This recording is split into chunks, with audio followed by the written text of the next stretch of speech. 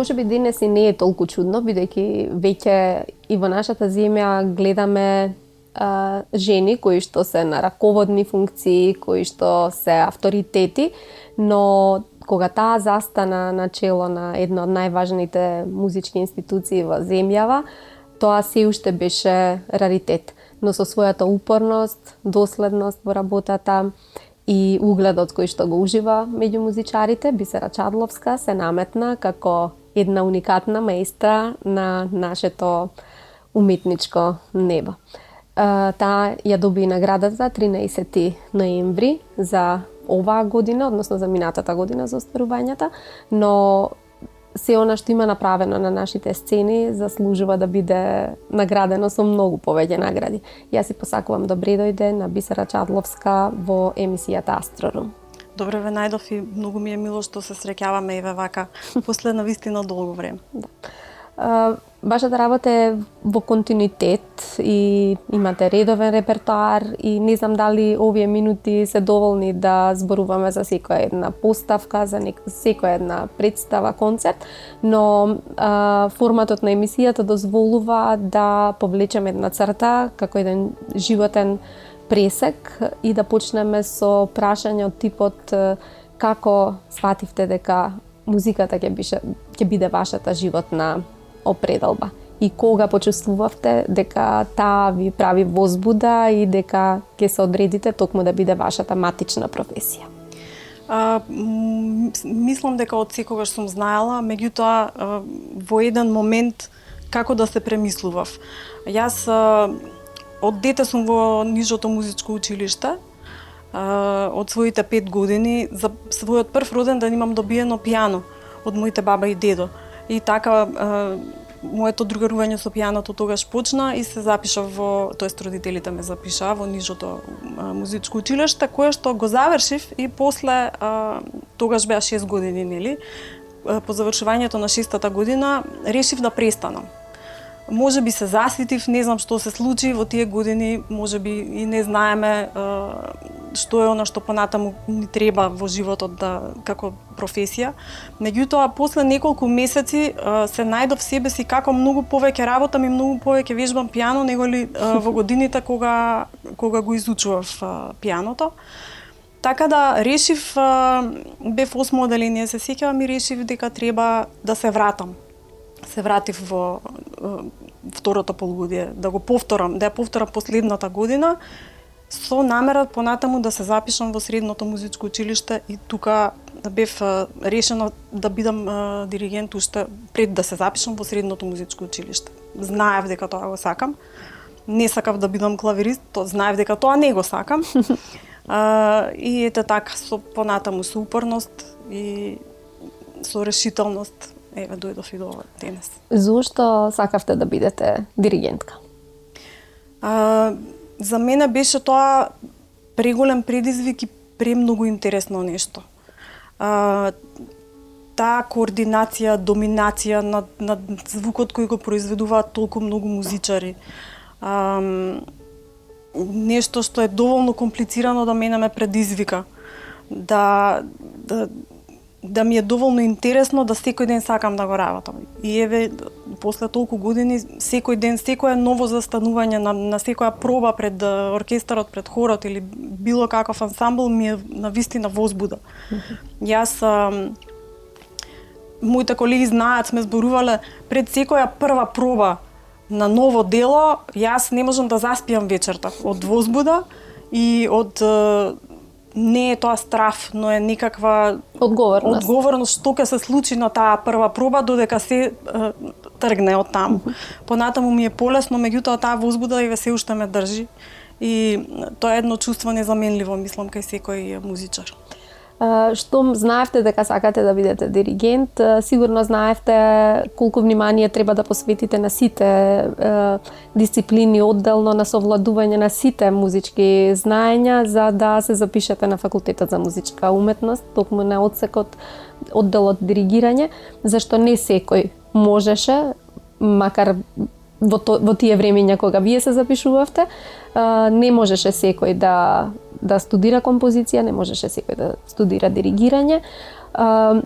Како беше подготовката за... Знаевте сигурно дека ваш професор ќе биде маестро Фимчо Муратовски. Да. Дали претходно се консултиравте со него? Јас знаев и бев подготвена да се запишам во неговата класа, тогаш тој беше единствен професор. Се подготвував специјално за диригирање, бидејќи тоа беше предметот со кој што имавме најмалку допир претходно во средното училиште. Се изучуваше некакво хорско диригирање, меѓутоа тоа беше многу малку. Делот по теорија и педагогија претежно, да. Да, точно. И тоа беше многу малку во однос на тоа што беше потребно за да се помине приемниот испит. Тука ми помогна професорот Фирфов, кој што ме подготви за приемниот испит. Се сеќавам дека ме тераше да ги цртам со рака шемите на прозорец, за да гледам како треба да изгледаат. Меѓутоа, еднакво тешки беа и останатите предмети кои што беа навистина многу, на приемниот испит беа многу захтевни. Јас за среќа добро ги совладав и добро ми одеа во средното училиште. Секогаш бев во тие барем предмети одлична. Другите можеби ги занемарував од типот на не знам, општо народна одбрана или такви работи, си признавам еве, меѓутоа солфеж, хармонија, теорија на музика, музички форми, секогаш сум била одлична и ме интересирале како предмет. Така да, колку и да беше тешко, мене не ми беше неизводливо да го направам тоа и ето успешно го поминав тогаш и приемниот испит. Имавте шанси уште тогаш да застанете на сцена, не само како испити, колку ви се даваше можноста да застанете пред оркестар? Воопшто не ни се даваше, многу беше ретко. Јас прв пат застанав пред оркестар на годишните концерти кои студентите ги има, студентите на факултетот за музичка уметност ги има со Македонската филхармонија. Се полагаше аудиција на крајот кој може да диригира. Кој може да не да диригира, туку да свири солистички концерт или некое солистичко дело. Инструменталистите најчесто полага и многу ретко диригентите настапуваа. Јас кога бев трета година, ете добив желба и тоа да го направам, му кажав на мојот професор, тој се согласи. Ми рече дека еве можеби сега навистина е време, бидејќи првите 2 години тешко совладувате, да, се совладува техниката, не е баш така пожелно. Меѓутоа тој се сложи, мислеше дека сум подготвена, излегов на аудиција, положив аудиција и тогаш прв пат застанав пред Македонската филхармонија и диригирав увертирата Оберон од Вебер, ми се чини. Што воопшто не е лесно за прво искуство. Меѓутоа, мојот професор е многу принципиелен човек и многу работеше, сега е во пензија, нели?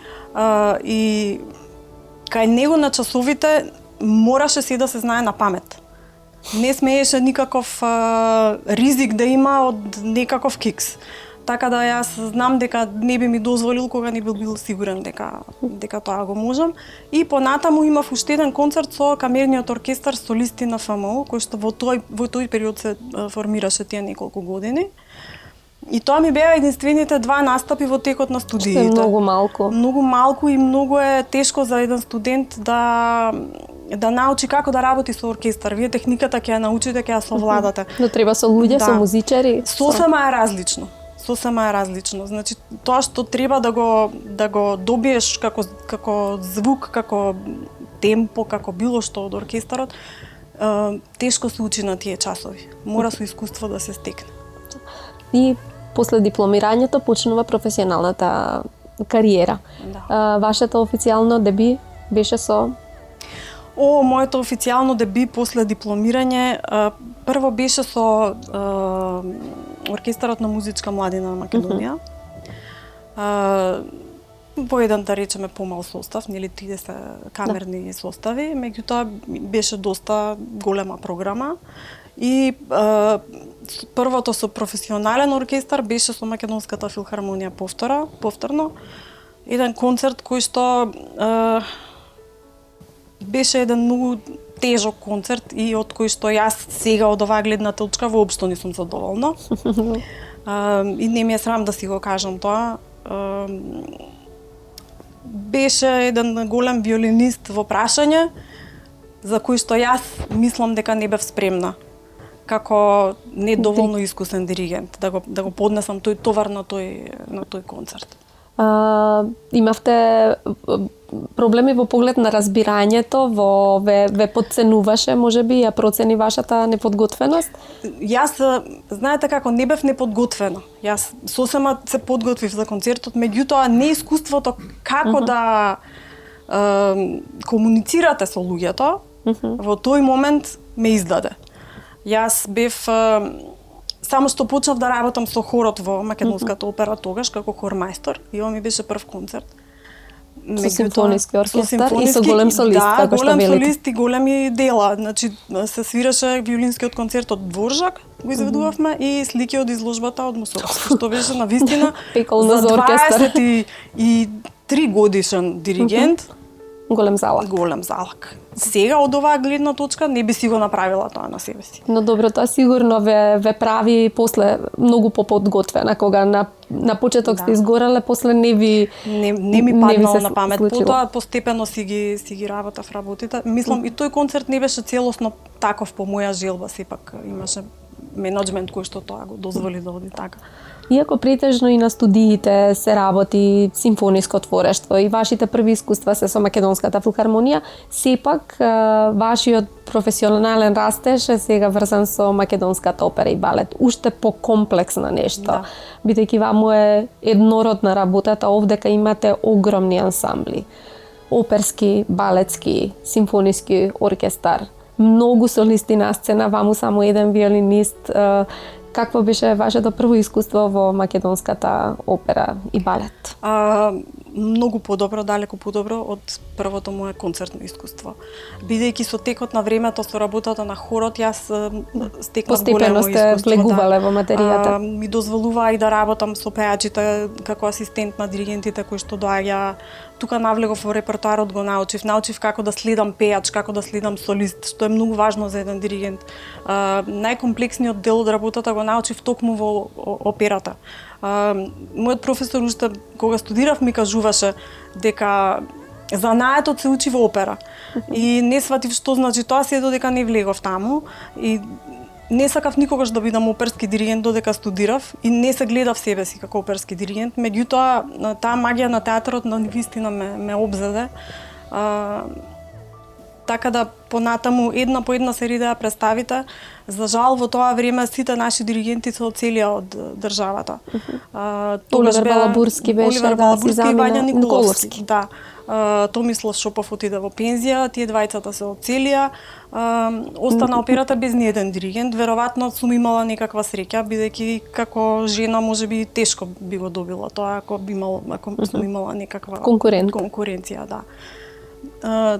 Се наметнав себе си дека можам да го правам тоа, ми се даваа шанси, не ги изневерував, многу работев на вистина и ете. Сега сте тоа што сте и уметнички раководител сте на Македонската опера.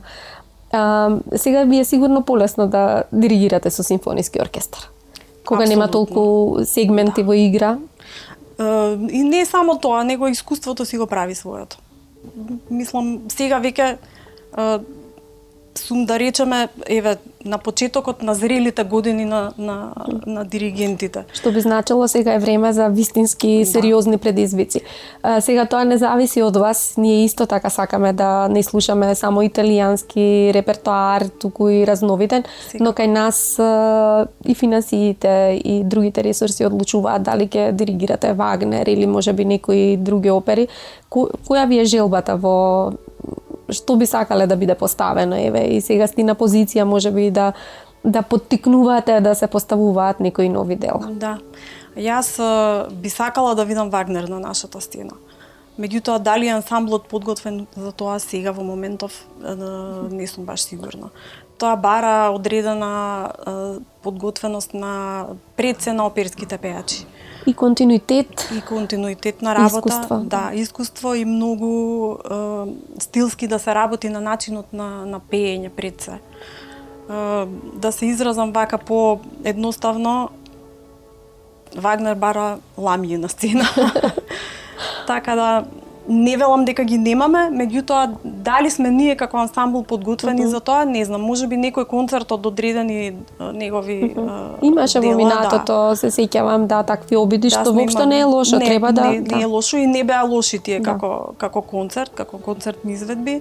Сме имали и други дела, сме имали и дела од 20-тиот век, сме имали македонски дела. Јас секогаш кажувам дека мене омилината представа што сум ја сработила е Свртување на штрафот. Да, Бенџамин Бритен. Да, тоа ми беше најинтересното дело што сум го... Многу интересно, вистинска штета што таа опера Тоа не беше остана приказна. на репертоарот, да. Цуцковски пееше, така. Цуцковски пееше, да, една плејада на млади тогаш пејачи кои што еве сега се со, да Милена пееше или не беше во таа? Милена беше, Катерина Стојановска, Анастасија Каптелова, Сандра Митровска, еве од прекрасно денешните, беше. да, Тоа беше кои што се денес британскиот првенци. совет во нашава земја. Да. Штета што се помалку вложуваат во музика, сега се сите свртени кон креативните индустрии, но тоа беа прекрасни обиди во секој поглед, и како сценографија, како пристап, како нова естетика. Не ги отвори очите таа представа едноставно. И тој режисер кој што го имавме тогаш, кој што го донесе всушност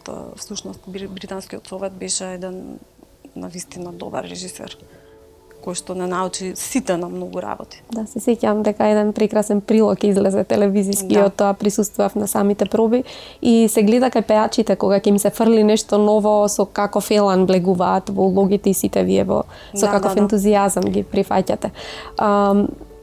Видовме сега еден индивидуален потег да се постави барокна опера, токму операта што маестро Фимчо Муратовски ја поставил за прв пат на Охридско лето, Дидона и Енеј. Има ли простор во македонската опера и балет за камерни представи? Имаше. Има. Таму, да, на Има малата простор сцена. и со намера сме да ги вратиме назад. Поради некои технички проблеми врзани со малата сцена, се уште не сме дошле до тој момент, меѓутоа планираме да ги вратиме камерните представи и детските представи на малата сцена, меѓутоа детските во смисла комплетно со оркестар како што треба да биде, да не користиме матрици и слични некои имитации на нешто. Јас би сакала тоа да го направиме и доколку се решат овие технички проблеми кои што сме сега во процес да ги решиме, мислам дека ќе го направиме. И како се справувате? Вие и понатаму останувате не единствена, но сте практично само двајца диригенти во операта, тука се и административните работи, и грижата за обезбедување солисти, за целиот колектив и уште и треба да диригирате. Постигнувате ли се? За сега постигнувам. Среќа што мојата работа како диригент не се разликува многу од работата како уметнички раководител, бидејќи во светот секаде диригентите најчесто се диригентите се уметнички раководители. Тие се тие кои што можат да раководат со сите ансамбли, затоа што работат со сите и ја знаат проблематиката на секој еден ансамбл. Така да тука се снаоѓам, некогаш ми недостига време, си давам себе си да диригирам онолку колку што можам да издржам физички.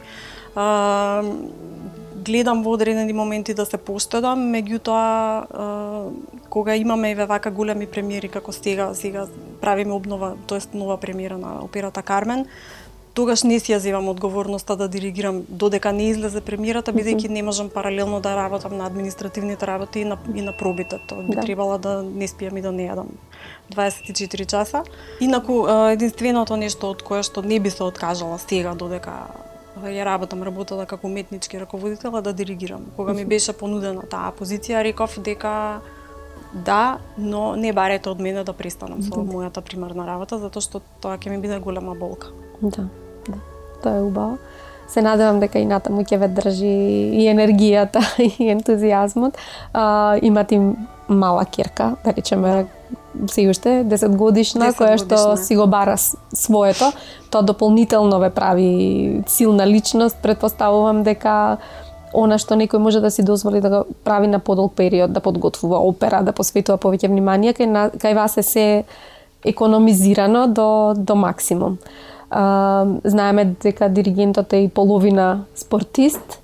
Вие одлично се справувате со тој предизвик, кондицијата секогаш на завидно ниво, а како поинаку да се издржат 4 чина од огромна опера? Па, како да се издржат, кондицијата сама по себе си доаѓа, секојдневните проби по 3, по 4 часа, некогаш и по 8 часа, ако е премирава прашање сабајле навечер. Долгите представи, еве сега ќе ви откриам една тајна, не ги издржувам на високи подпетици, туку си облекувам патики додека сум доле во школка, а чевлите ми стојат кај спициентите и ги облекувам пред да се поклопам.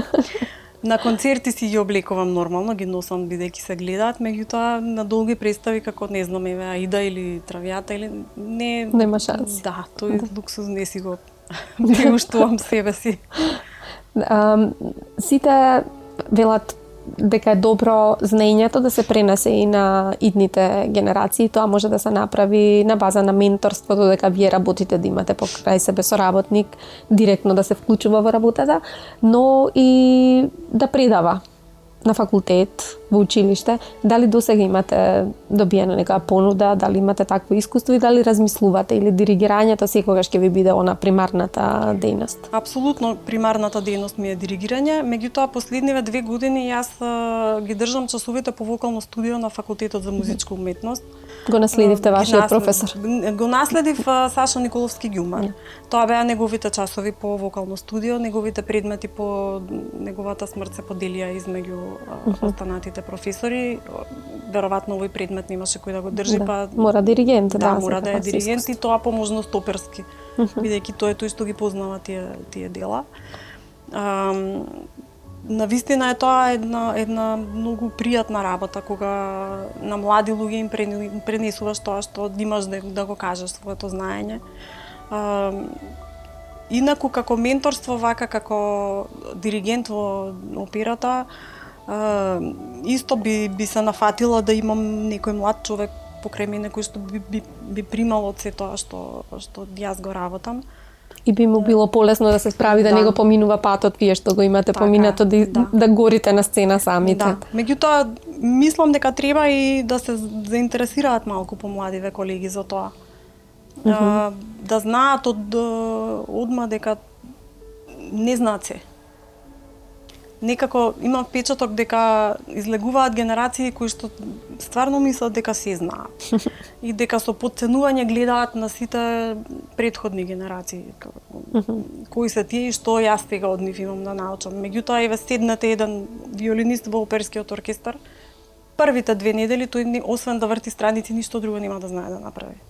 Затоа што оперската музика е многу карактеристична. Особено внимание, корони на секој втор такт, не знам, промена на темпа на 3-4 минути, застани, тргни. Треба да се заинтересирани да го научат тоа кој што се учи само со искуството и со ништо друго. Кои ви се другите афинитети? Сите големи уметници се хранат од различни извори. Не е само музиката, не е само диригирањето, не е само оперската уметност во вашиот случај. Што со задоволство читате, слушате, друг жанр, можеби? Јас од секогаш бев многу заинтересирана за учење на странски јазици.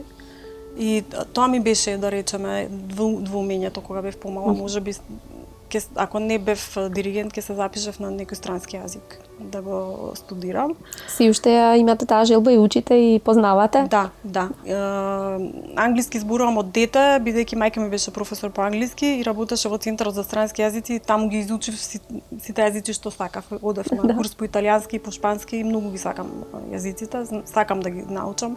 И кога читам книги, 90% од книгите ги читам на англиски или на друг јазик, бидејќи мислам дека така си го одржувам знаењето и формата за запознавање на јазикот. Но добро, ова сега со оперскава уметност како се сврде приказната, вие практично на вистина имате потреба и треба да практикувате. Да. И таа е оперската литература. Така е, кога се запишав да учам италијански јазик, беше точно со таа намера. Знаев дека ќе ми треба за да бидам диригент. И така го почнав наменски да го учам. И сега со текот на времето како ги изведуваме оперите, нели многу е полесно и заради изговорот и заради разбирање на тоа што се случува во нив. Дали оваа љубов ја пренесувате и на вашата ќерка и дали препознавате кои се незините афинитети за во иднина? Да, ја пренесувам и јас и татко и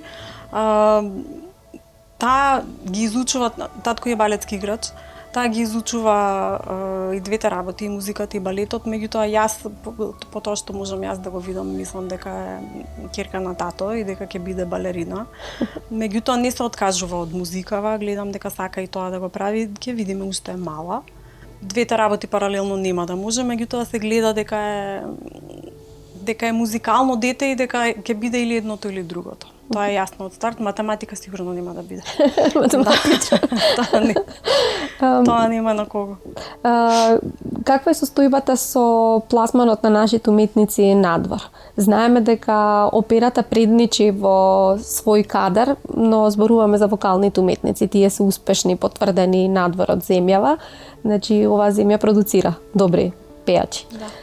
Но што е со вас диригентите? Дали имате понуди, колку е тешко или лесно да се најдете пред друг оркестар во друга земја на светските сцени? Многу е тешко.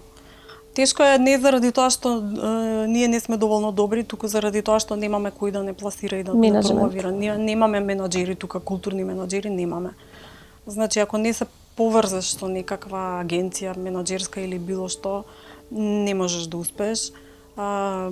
И да се поврзеш и за тоа треба механизмите се поинакви, механизмите се поинакви. Не е само волјата и од едната и од другата страна. страна. На пријателства и други работи, сега по светот не се тоа што беа дури не аудициите за уметниците. Значи се оди по некои други канали.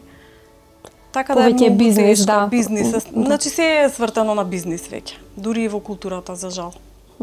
А вака ги следите светските текови, ви се допаѓа во кој правец се движи симфониската музика, оперската музика, дали има застој, дали има потреба од нови моменти? Па колку можам ги следам, да, и навистина се движат вртоглаво во некои правци кои што ние уште не можеме тука да ги достигнеме. Интересно е како интерпретацијата и начинот на изведба е доведен до перфекција, до совршенство, до таа мера што мислам дека не знам, многу тешко е да се достигне. Има милиони. Изведувачите се акробати, значи веќе немаме статични пејачи, од нив се бараат и многу други. Се што се бара. За едно место во еден оркестар се јавуваат по 300-400 кандидати и нормално дека таму ќе го одберете најголемиот виртуоз. Да, и азискиот дел од светот. Да, азискиот дел од светот мислам дека ќе не погази. Да, тие се... На што се должи тоа? На нивната макотрпна работа, упорност? Предпоставувам, да. Да, тие, освен работа, мислам дека кога ќе се фокусираат на нешто... Да, одат до крај. Да, одат до крај. Да. Ве прашав од прилика за жилбите, сакате Вагнер, што сакате од да се случи на македонската сцена? Без разлика, не мора да е тоа строго симфониска музика или оперска музика, а зашто цврсто верувате дека има материјал и дека нашите ансамбли можат да го поднесат товарот? Па сметам дека треба да се случуваат некој вид на перформанси кои што не би биле класични концерти, да речеме. Него би биле микс на различни жанрови, на класична музика со модерна музика или нешто така, нешто што би можело да се доближи повеќе до публиката. И да има тука и некој визуелен момент. Јас сега сум со една идеја за следниот Василичарски концерт, меѓутоа ќе видиме дали ќе биде тоа изводливо. Мислам дека ќе биде.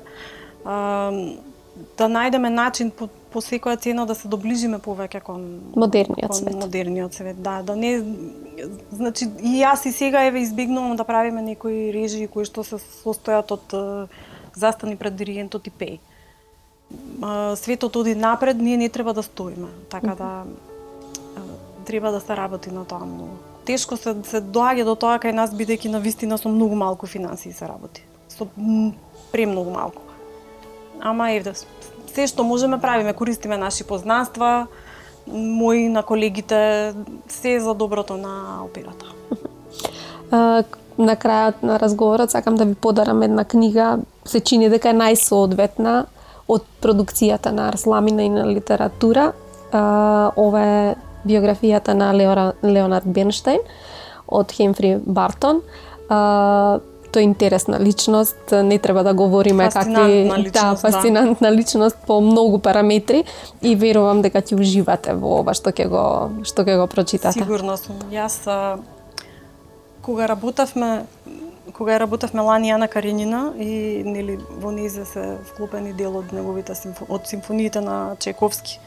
И тогаш така проучував некои работи и ги слушав неговите анализи на симфониите на Чајковски и човекот бил ерудит, не бил само композитор, диригент. Никогаш не би помислила дека постојат во таа музика, а толку добро ја познавам. Еве, сватив дека не сум ја познавала ни половина од тоа што треба. Така да тоа е навистина фасцинантен и ви благодарам. Да. Благодарам и за ова гостување, уште еднаш честитки за наградата 13 ноември и таа нека ви донесе уште многу други и меѓународни, се разбира. Благодарам.